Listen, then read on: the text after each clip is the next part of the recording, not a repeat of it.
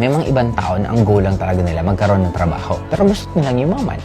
Then I find it also medyo illogical kasi kung gusto mong yumaman, bakit nakabis ka lang kung meron kang trabaho? Eh, kahit nga may trabaho ka kung wala naman natitira.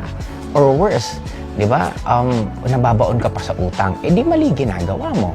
Parang, ako dati, namamasada ako ng jeep. I'm already earning above average sa mga normal na nagtatrabaho or empleyado sa lugar namin. Kasi that time, nasa 175 pesos ang minimum wage and I'm earning 200 to 500 pesos a day. And 3 hours lang naman ako namamasada kasi yun yung pinaka free time ko after kong mag-aral, paggabi, pag wala na akong ginagawa, namamasada. Actually, trip ko lang naman yun.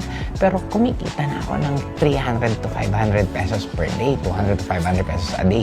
Now, pwede na ako maging complacent nun, pwede na ako maging relax. Pero ang goal ko kasi yumaman, hindi ko naman goal kumita lang ng pera. And I know, ang liit lang ng pera yun. Kaya nga that time, lahat ng pwede kong pagkakitaan, ginagawa ko. Namamasada ako ng jeep, gumagawa ako ng project ng mga classmate ko, bumibili ako ng mga kung ano-anong pwedeng ibenta, and kung anong pwedeng ipagawa sa akin, ginagawa ko. Basta lahat ng pagkakitaan kasi na ang goal ko yumaman. In short, I really don't care kung anong sinasabi ng ibang tao sa akin. Basta ang goal ko, I have a goal, dapat nagagawa ko yung goal ko. Ang goal ko yumaman, hindi ka naman pwedeng yumaman kung malit ang kinikita mo. At ang pinaka-ano yung classmate, hindi ka pwedeng yumaman kung hindi ka nagkakaroon tinatawag na leverage. Anong leverage? Kumikita ka sa effort ng ibang tao. That is leverage. And may mga ibang tao na, pangit nga yan, kumikita ka sa effort ng ibang tao. Classmate naman, lahat naman ng mayaman, kumikita sila sa effort ng ibang tao. Kaya in short, bakit mo sasabihin pangit ang isang bagay na ginagawa ng lahat ng mayayaman? Kaya nga dapat ang pinag-iisipan mo, rather than isipin mo na pangit yun, ba't hindi ka mag-isip ng ibang way kung paano ka rin magiging ganon? Hanggang na in love na ako sa networking. Yun ang reason bakit ko ginawa ang networking kasi that time gusto ko naman talaga magkaroon ng maraming jeep.